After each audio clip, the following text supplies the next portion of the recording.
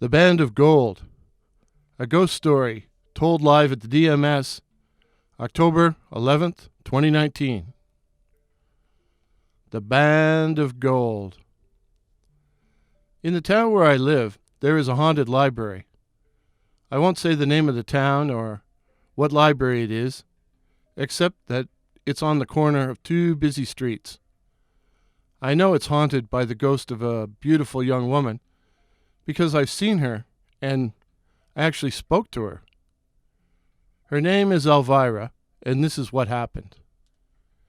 In 1910, an Englishman named Pratt and his lovely and wealthy wife, Elvira, came to our prairie boomtown. Elvira was tall and slender, with large, dark, almost almond-shaped eyes, and with dark hair which fell in ringlets to her waist. She was very much in love, and very naive. For Pratt was a cold, mean, miserly man, and he only married her for the one thing he truly loved: money. The newlyweds settled into a 2-story frame house at what was then the edge of town. The edge of town. And Pratt proceeded to milk Elvira for her considerable fortune. Now, this wasn't a case of a hidden vice. Pratt didn't drink or smoke or gamble, and he wasn't interested in women. Only money. For Pratt was a Scrooge who loved nothing better than to sit in a darkened room and count his fortune. Or in this case, Elvira's fortune. Within a year, Pratt managed to get his hands on all of his wife's assets, even selling her clothing and family heirlooms. He had taken her way out west to the Canadian prairies to isolate her from her family and friends in the old country England. He refused to hire servants while making her do all the work of the house. And this is not something a middle class or a well-to-do person would have done in 1910. And he even skimped on food and drink so that they subsided on only the most Spartan meals. Pratt made no effort to make friends with any of the neighbors and refused to let Elvira socialize with them. And so slowly, then quickly, she pined away and died, whether from consumption, malnutrition, or a broken heart, no one can say.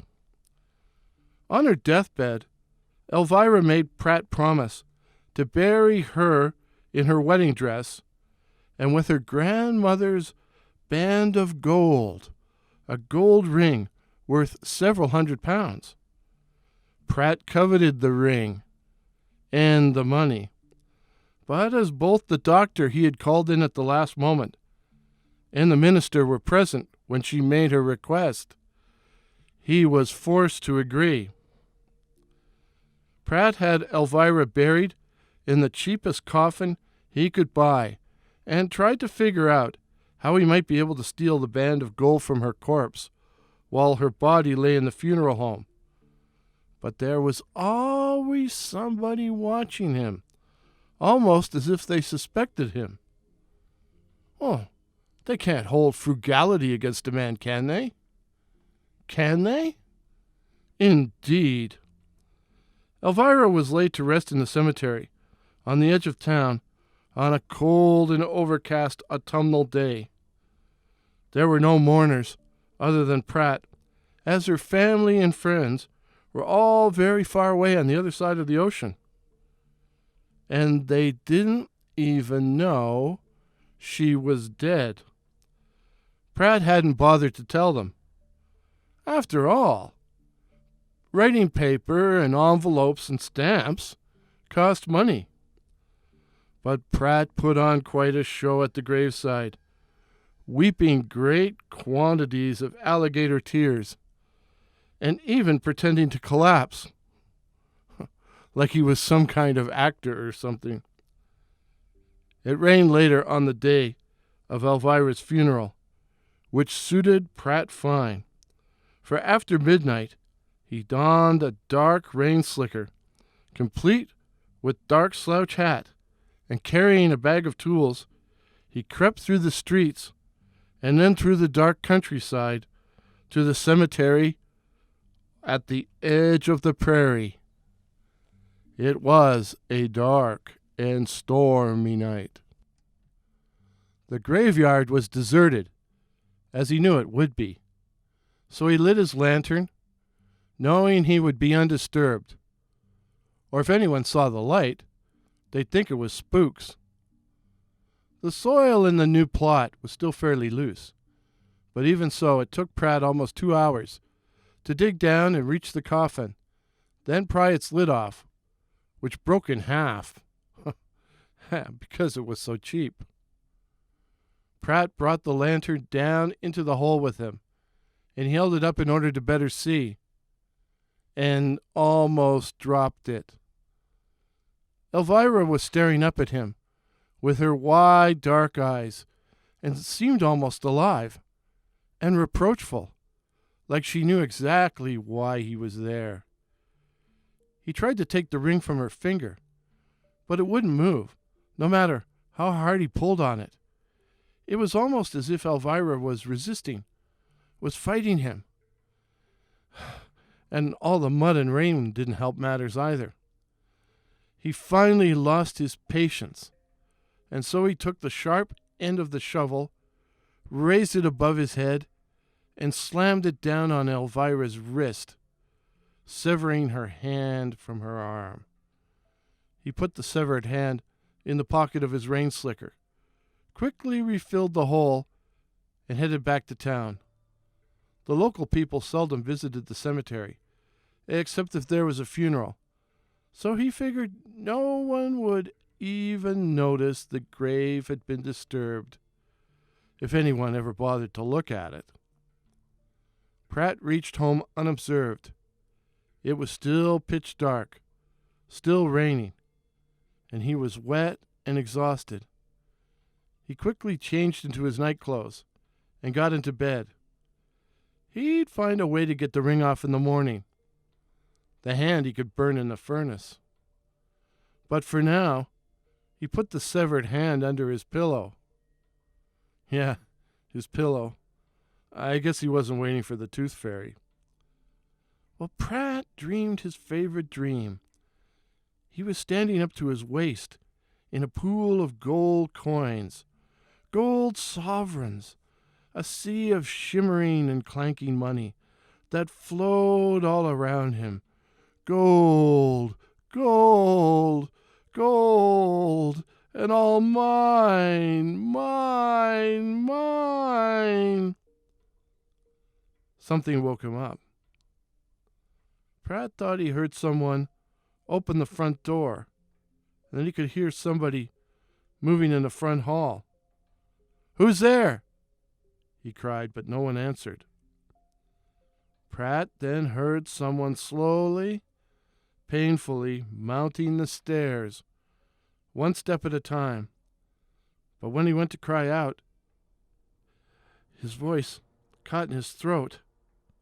Something was fumbling at the door and slowly turning the knob, but Pratt was paralyzed and unable to move, to cry out, unable to do anything but stare at the door, which slowly, creakily opened.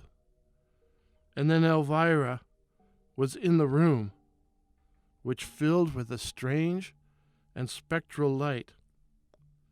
Her wedding dress was soiled and covered with mud, and her dark hair was matted and wet and hung down over her face. In a sepulchral voice, Elvira said, "Give me back my ring."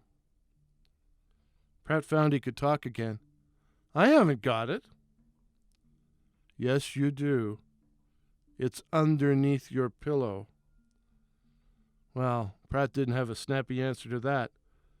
Finally he said, "You're dead." "I am dead." "Your place is in the grave." "My place is in the grave."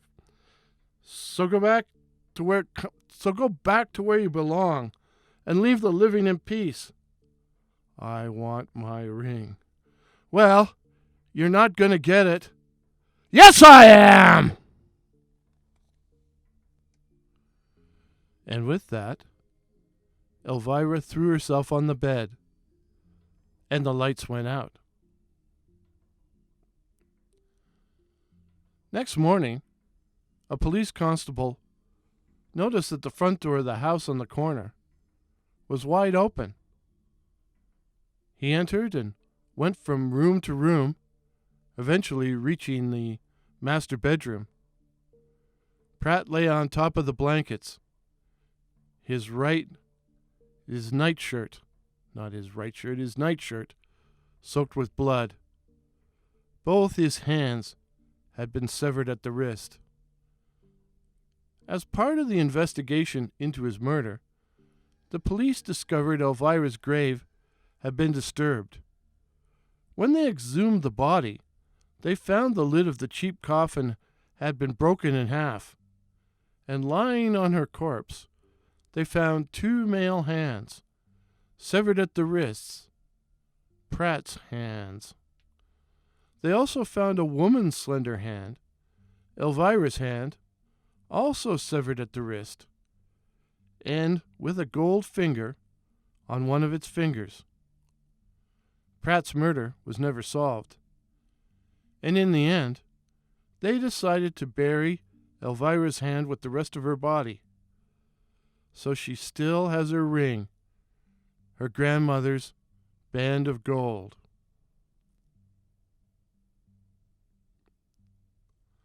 Because of the mystery surrounding Elvira and Pratt, no one would live in the murder house, and eventually it fell into ruin and became the local haunted house the kids used to scare each other. But during the Depression, the library board was able to purchase the lot cheap and erected a Carnegie Library on the site. And since that time, Elvira has been roaming the building, especially after dark. I was working in an isolated corridor in the basement of the library, the Carnegie, one dark winter afternoon, when I suddenly encountered a lovely young woman with almond-shaped eyes and dark shoulder-length hair. She wore a most unusual dress of midnight blue, which seemed to be covered with astrological symbols. I was taken aback, but still managed to stammer out the obligatory, "May I help you?" Hey, I'm, a long-term library employee. When in doubt, say, "May I help you?" Much to my surprise, my pleasant surprise, she puckered up her surprisingly full lips, full red lips, and made to blow me a kiss. But before she could, she suddenly disappeared. I never had much luck with women. But I noticed that when she raised her arm to blow me the kiss, her sleeve was empty, as if she had no hand, or as if her hand had been severed at the wrist. It was Elvira. May she rest in peace. If you enjoyed this live performance of the Golden Band, please drop a like and comment whether you like the story or not, and consider subscribing for more ghost stories of a librarian. Ciao.